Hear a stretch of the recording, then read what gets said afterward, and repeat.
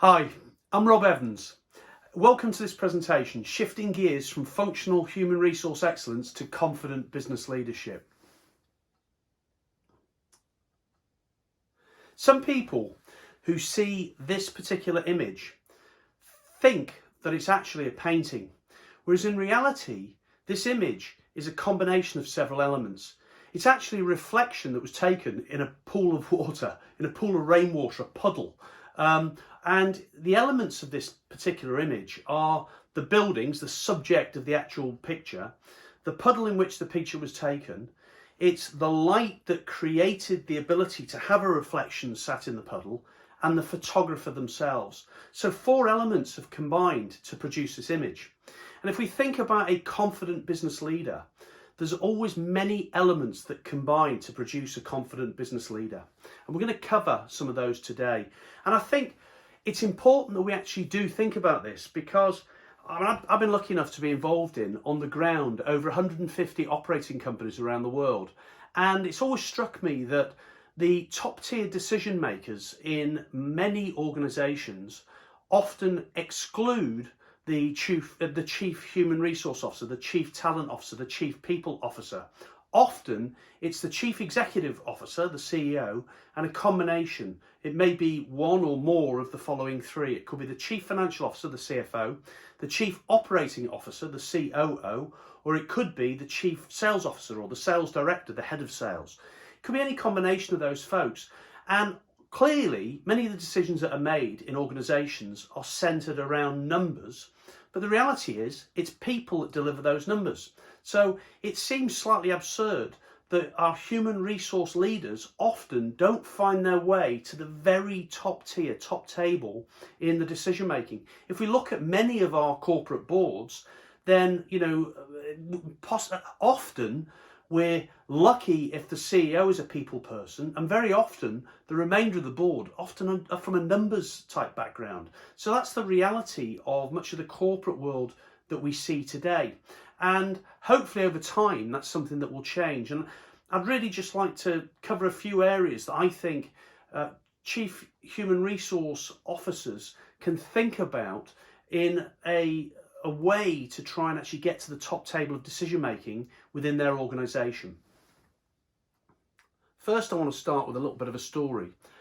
Trevor is a friend of mine. He's 85 years old, and frequently he takes his neighbour's dog for a walk. And he lives in a village, and he's lived in the same village all his life. And quite recently, after a few months where he hadn't taken the dog out for a walk, he took the dog out and he got lost.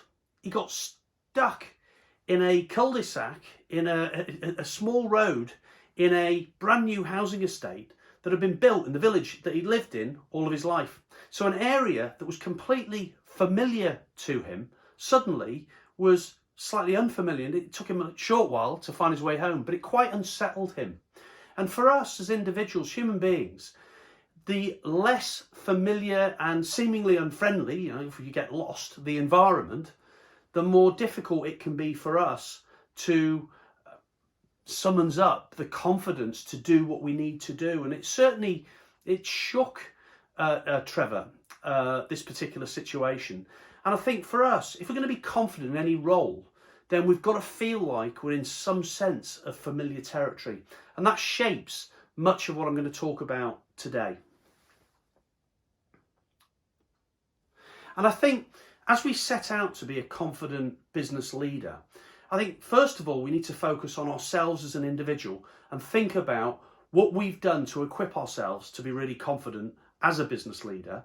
And that clearly requires examining the work that we've done in the background, in our knowledge and our skills, but also what else do we have in situ that's actually going to make us feel comfortable with the situation that we're in. So I think there's 7 areas, 7 core foundations that we need to have in place to a strong degree across all of the 7 bases. We can't afford to fall down significantly in any of the bases. We don't need to be perfect, but I think across these 7 dimensions, we need to feel comfortable in order for us to feel confident as a business leader. So I'm going to cover these through the course of this presentation.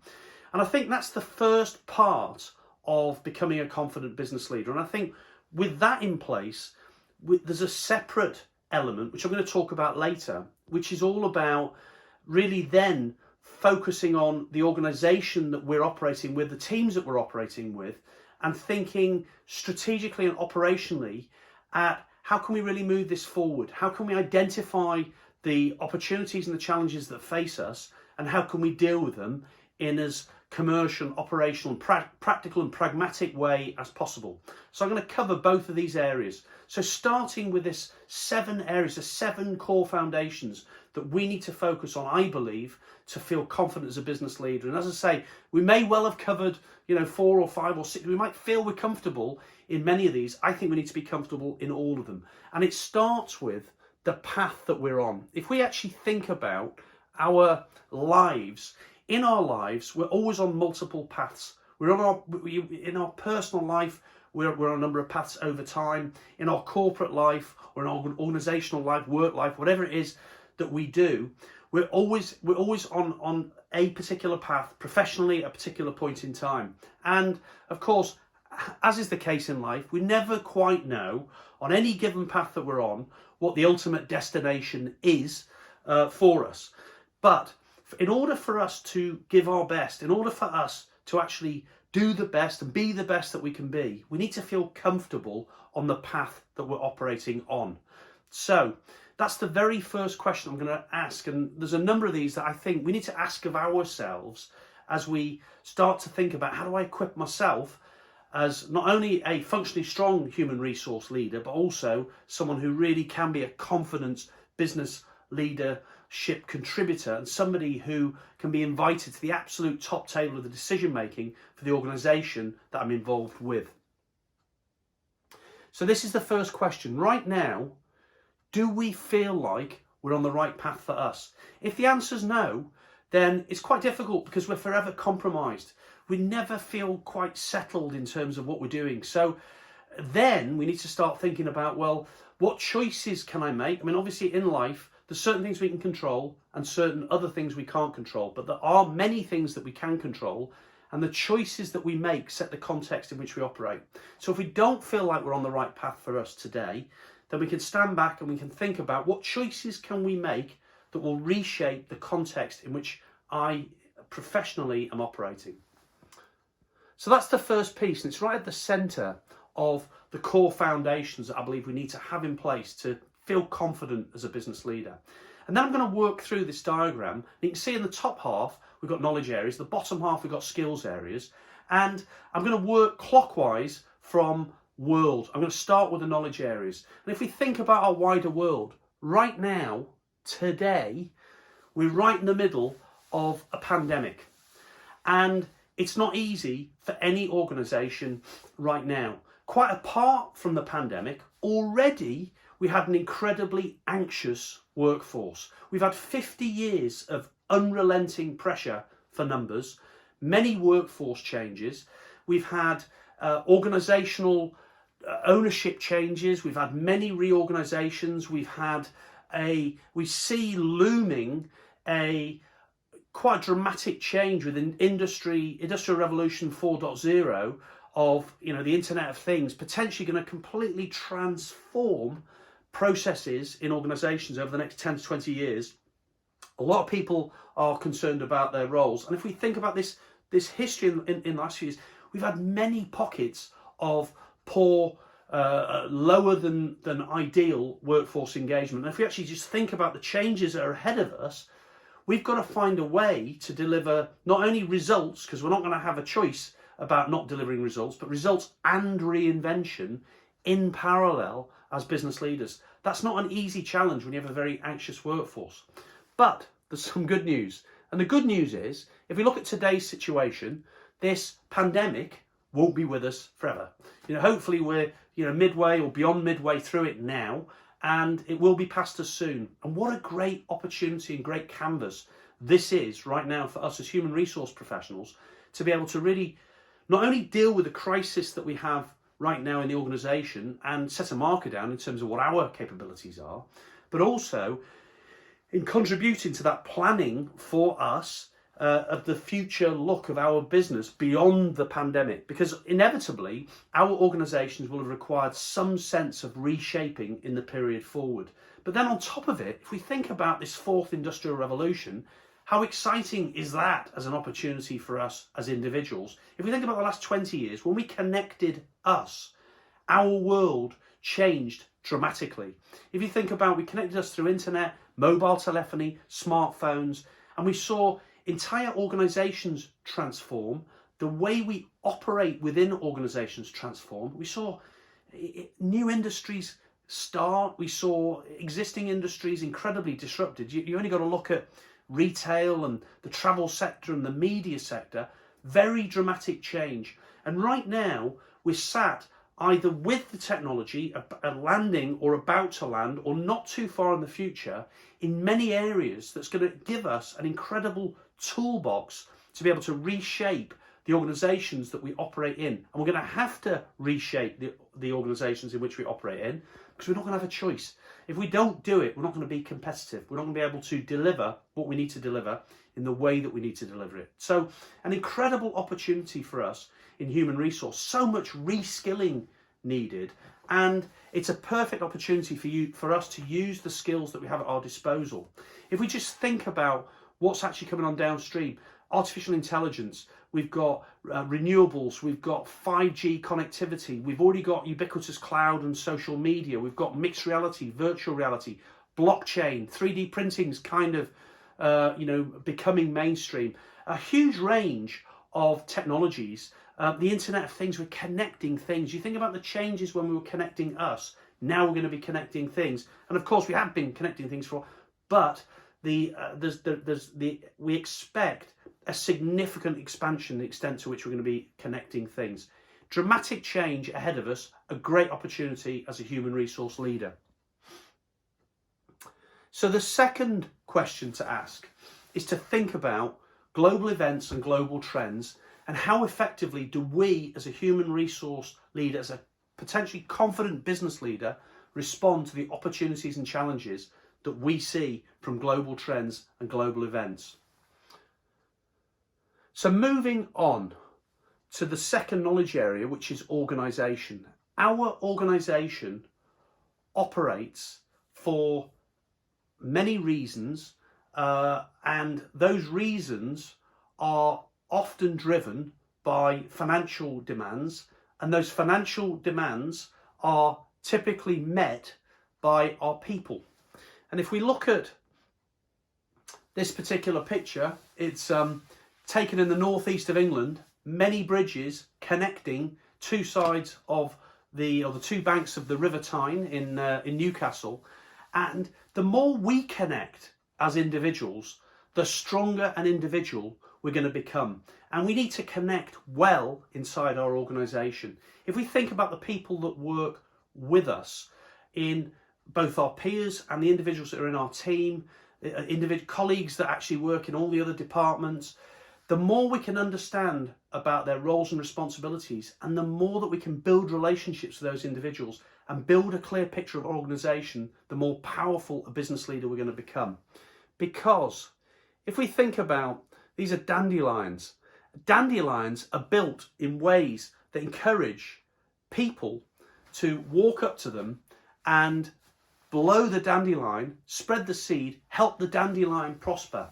We need to build ourselves in a way that helps those around us help us prosper. And the way we do it is through our knowledge and through our relationships. And the more time we spend with our colleagues, the more likely we are to find individuals within our team, to build volunteers, find fans that will help us in our organisation prosper. And if we think about the leadership, it doesn't matter what type of organisation we operate in, then often the requirements or the expectations of those individuals is the same. If we work in a business, typically we've got investors, our management are charged with responsibility for delivering coming up with some kind of proposition, delivering a service, delighting customers so customers pay, so they in turn can provide an adequate return to investors, so the investors are satisfied and happy. Clearly, the investors have put money in the organisation. They don't want that money at risk, so our management are also tasked with the requirement of managing risk and the investors want to keep appraised of what's going on in the organisation. So as a leader, our line manager, our CEO, our CFO are looking to deliver some kind of return and manage risk and provide information. The more we can do that as an individual, the better. The more we understand our organisation, the better capable we are of delivering that. And this applies, by the way, if we work in a not-for-profit. Our investors there are our donors, and our customers there are our beneficiaries, the charitable beneficiaries. If we work in a public sector, our investors are the taxpayer, our customers are the constituents of a particular area where we're providing the service that we're providing. So it doesn't matter whether we're public sector, private sector, not-for-profit, we're always trying to deliver some kind of returns. I mean, those returns could be a service delivered in a value, in a service for value for money way, so some sense of returns with managed risk and providing information. So as we stand back and we say, for us in our organisation, how strong is our knowledge of our organisation? We could reframe this question as well. How strong are our relationships in our organisation? So we've covered in the knowledge areas. Do we know in our organisation? Do we know how our organisation operates? Do we know our people? And then if we move on, every organisation operates in some kind of sector, in some kind of industry, in some kind of market. My background is in the IT channel, and the IT channel has peculiarities to it that exist in every industry. So this is a diagram of the IT industry, and over on the left-hand side we see the vendors. These are the organisations that make hardware and software, and ultimately over on the right-hand side we see their customers, and they could be consumers, and they could be businesses, and there could be many flavours. And sometimes the vendors sell direct to the end user customers. Other times they sell through what's called a channel, and they might sell to solution provider partners. They sign up and they sell onto the end user customers, or they may even sell through wholesalers, through distributors. The point is that the detail doesn't really matter in terms of this diagram. What does matter is that in a given industry, there are so many different flavours of players. The better we understand our industry, the more of a commercial contributor in our organisation we're going to be able to be. Just because somebody works in our industry, for example, doesn't necessarily going to be a great hire for our organisation. So the next question for us in building our areas of knowledge is, how strong is our understanding of our organisation's sector?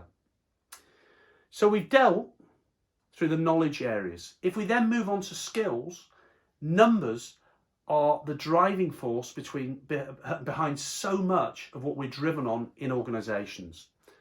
And if we think about what type of numbers do we need to feel comfortable with, clearly it's the profit and loss account, it's the balance sheet, it's return on invested capital, it's our own budget, it's fixed and variable cost bases in our organisation. The more familiar we are, we don't need to be familiar at a super detailed level. What we do need to be is very comfortable with the terminology that's used.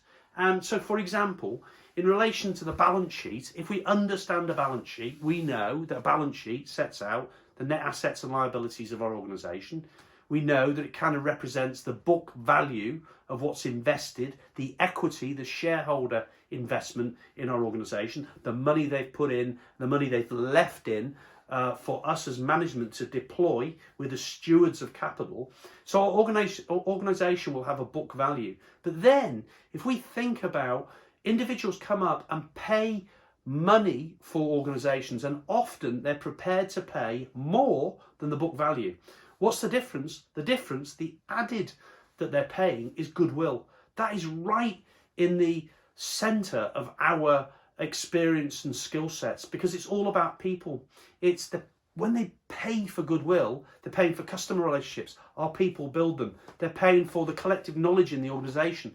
Our people have them. They're paying for leadership capability. We build the leadership team. They're paying for brand.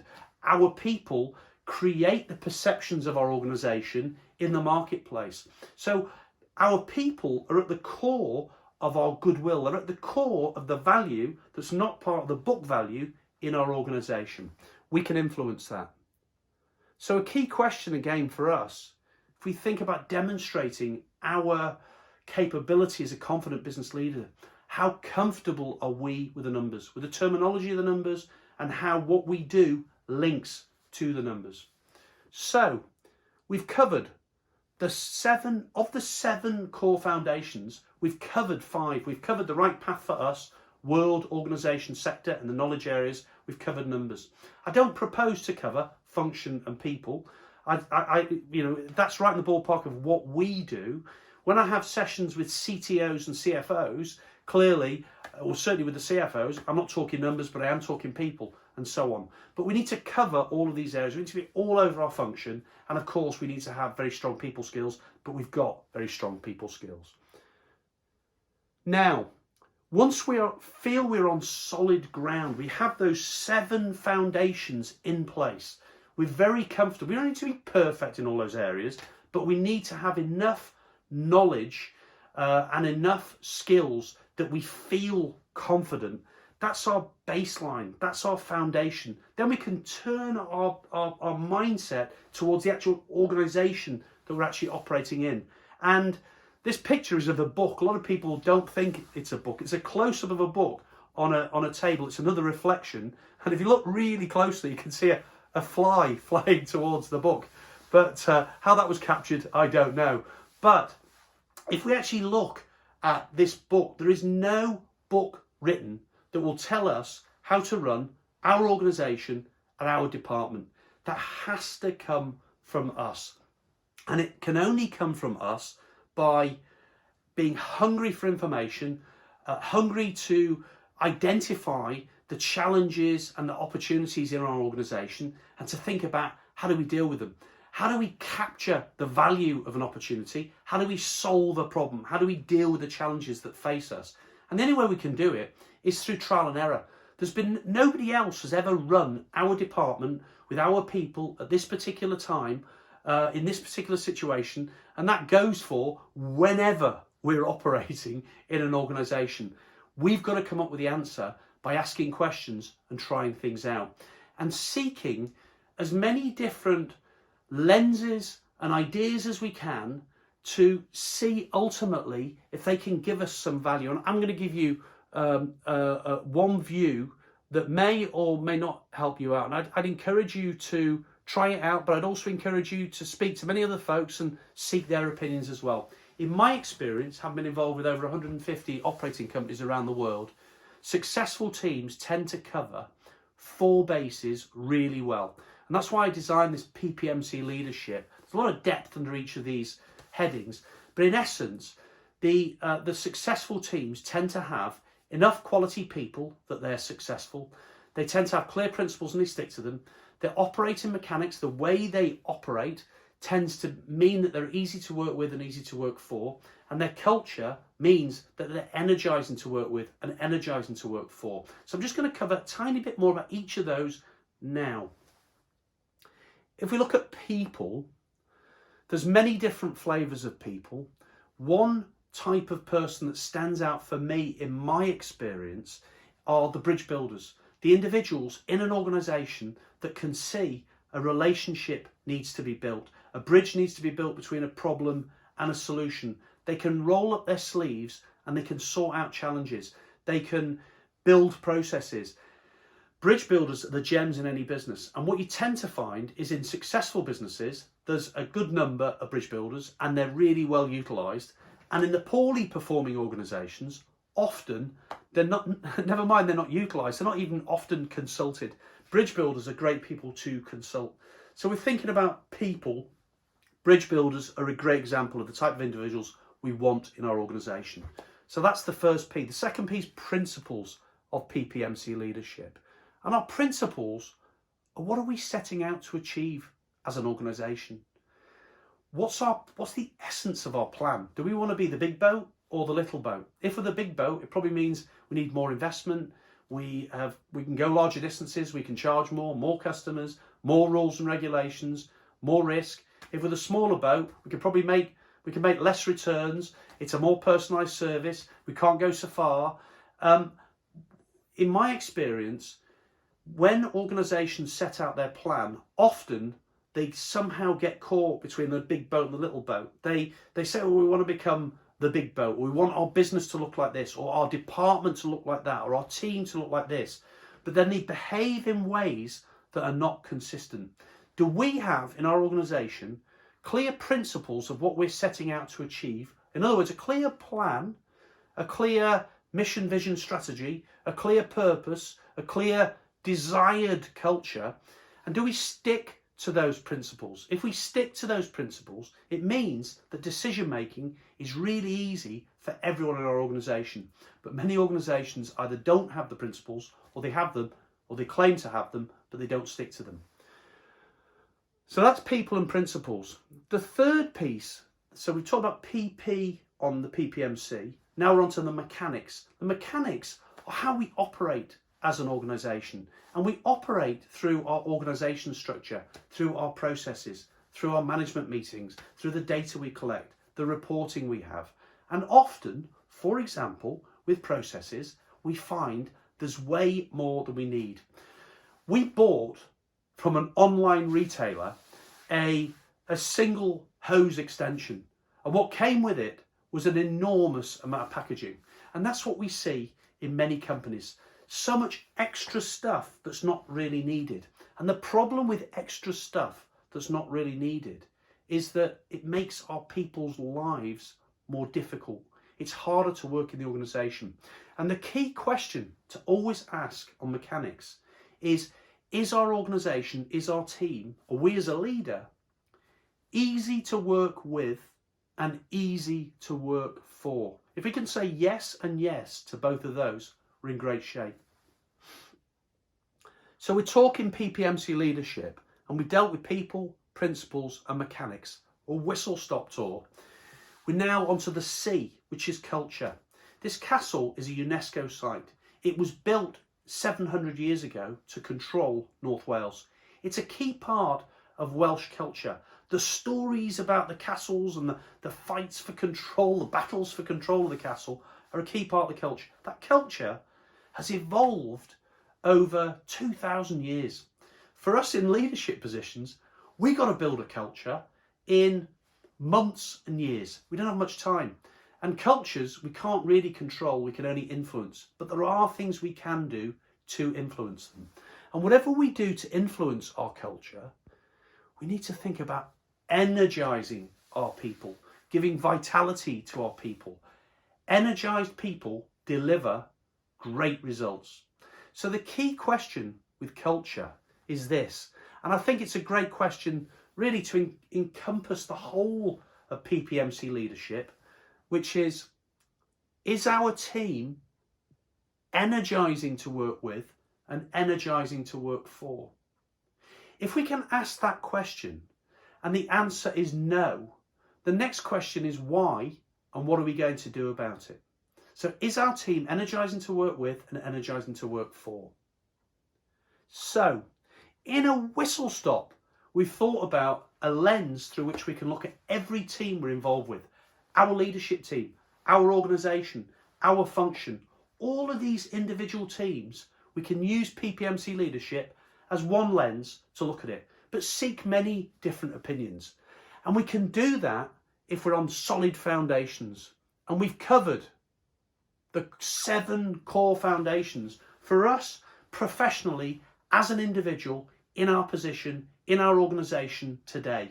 Do we have sufficient knowledge? Do we feel like we're on the right path for us? And do we have the right skills for what we need? So we've covered that too. I'd like to just finish on a short story. If we're settled right now that we have the right foundations for us as a professional. That's the core foundations. We've got PPMC as a lens through which we can look at our business. And we're identifying there opportunities and challenges. Whatever we do, whatever we put in place to capture the value in an opportunity, to try and deal with a challenge or fix a problem, let's try and do it simply and practically. This road was built in North Wales by the Romans. You can tell it's Roman because it's straight. And people speed along this road, even though it's got beautiful surroundings, great fields, lovely mountains, but it passes through a village called Pentravoilus that's split. And people in the village, they cross this road maybe 6-7 times a day, and yet cars often are speeding through it. But for whatever reason, they don't satisfy the rules and requirements for a speed camera. So what they've done as a practical solution is this, and it works like a dream. And it's cost effective. They put it in very, very quickly. It's simple and it works. It slows vehicles down. It fixes their problem. So I think the final note for me is whatever we do in our leadership is let's think about being as simple, cost effective, and if you think about the time it takes for this solution, it's very, very quick. So I think that's a pretty good example of the type of approach that we need in our organisations to be a confident business leader. As we say in Wales, pob luck, good luck.